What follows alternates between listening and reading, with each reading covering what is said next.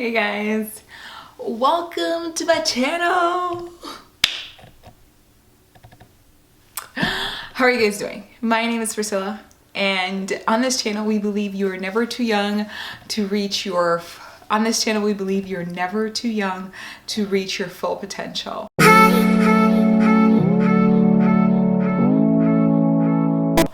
Today I'm doing something different here. I'm starting a playlist called Girl Talk.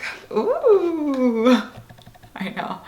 And on this playlist we will be talking about feminine hygiene, feminine issues, sex. We'll be talking about birth control, and I'm also later down the line I'm going to start a mommy playlist.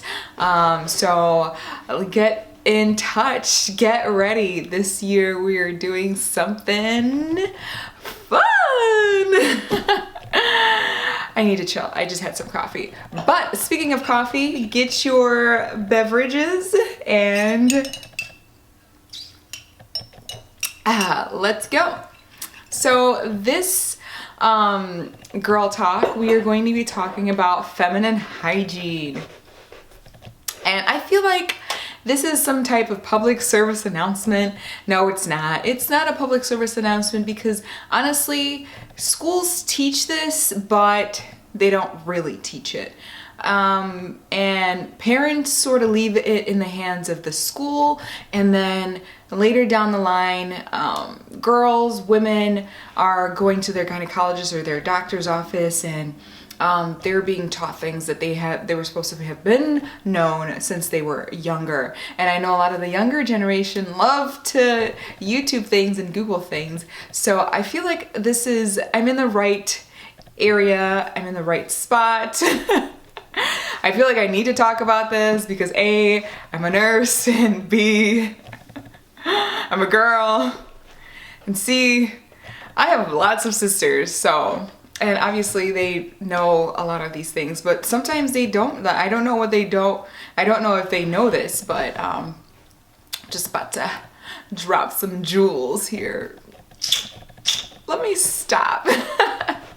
But let's go. So feminine hygiene is something that's very, very important as a woman, as a girl, to just maintain. Because if you have poor feminine hygiene down there, or just general hygiene, you're at risk for infection, you're at risk for certain diseases and simple germs that are meant to be just on your skin can populate down there, and you just don't want to intermix and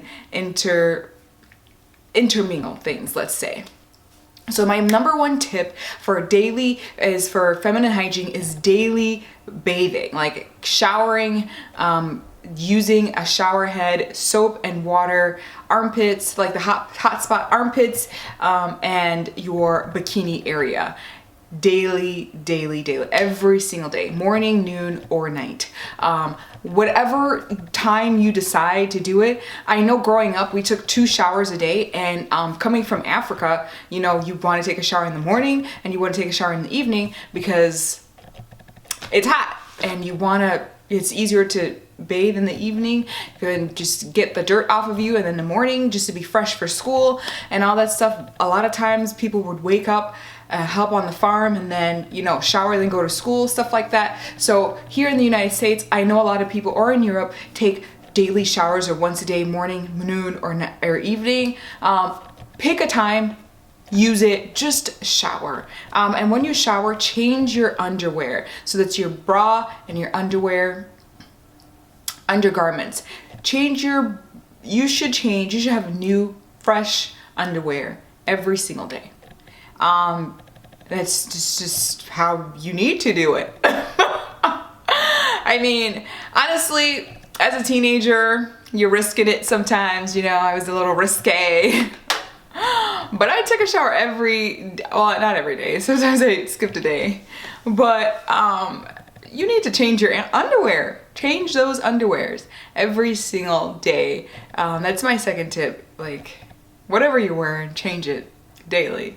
Flip it on the other side if you don't got it like that. Like, just, you gotta change it.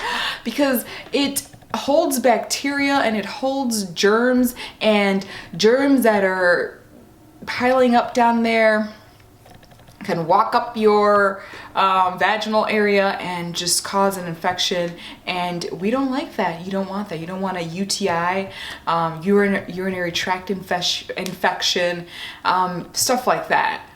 You just want to avoid BV, bacterial vaginosis, you know, bacteria populating your vaginal area, causing irritation, pain, different types of issues that you don't want to escalate to that type of issues. Fun fact, I got a yeast infection as a teenager, my very first and, knock on wood, only yeast infection, because I was wearing tight pants, like tight jeans, like every single day. I was continuously wearing tight jeans. So from then on, I stopped wearing tight jeans for a long period of time. So daily bathing, changing your underwear is my second tip. And on the underwear category, you want to wear cotton underwear and refrain from wearing thongs. I understand thongs are cute. Sometimes they're in, but thongs carry a lot of bacteria in that very small strip. And where do you think your thong is going? Butt, vagina. And if you're moving it around, your butt germ's gonna go into your vagina, and that's just no, nasty. We don't want your poop going, no. So refrain from wearing thongs excessively. I'm not saying don't ever wear a thong, but it's just, if you're continuously wearing it and you're finding that you've got weird odors and stuff that's going on down there, try using cotton underwear. But yeah, if you're having issues with your underwear, like silk underwear can be, not silk, lace underwear can be itchy, and different things like that. Yeah. I'm sorry about the underwear, guys. But some days you just have to look cute. Okay, my third tip, aside from underwear and daily bathing, is nothing in the vagina that does not belong in the vagina. Keep the P's, the nasty P's, out of the V's. Just saying. Like if you're having sex, you're having intercourse, unprotected, multiple partners, that's how you get various different types of infections and issues. If it doesn't belong there, don't put it in there. So, multiple partners bring multiple germs and bacteria. And if, God forbid, they have an infection or some type of STI, sexually transmitted infection, you can have some problems and some issues up there. So if it don't belong there, don't put it up there. I'm just saying. Second, with things up the vagina, douching ruins the pH of the vagina. So the vagina. The vaginal area has its own pH. So body maintains its own pH through menstrual cycles, various different types of fertility cycles, and vice versa. If you're going to menopause, it's maintaining its pH through menopause. So your body knows how to clean and properly maintain its own pH. When you introduce abnormal object like continuously douching, that can increase bacterial vaginosis, UTIs, and various different types of infection in that area. So bottom line is, don't douche. Secondary, bathing. If you're always taking a bath, it's not wrong. I'm not telling you can't take a bath every once in a while, but if that's your main way of cleaning, that water is going up inside there. So be careful, because that's when you're transmitting obstacles or objects that do not belong in that area where it belongs. So various different type of water. If you're a swimmer,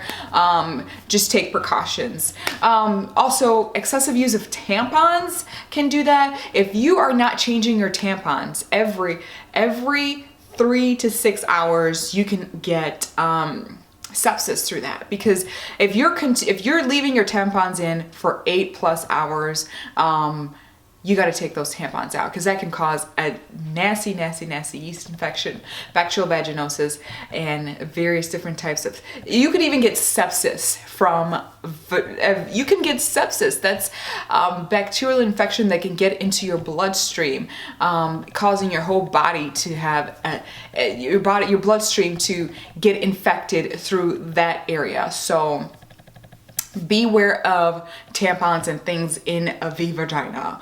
Oh, what else am I forgetting? And I think that if you wipe the folds of your vagina, cleansing the folds of your vagina appropriately will help reduce infection as well.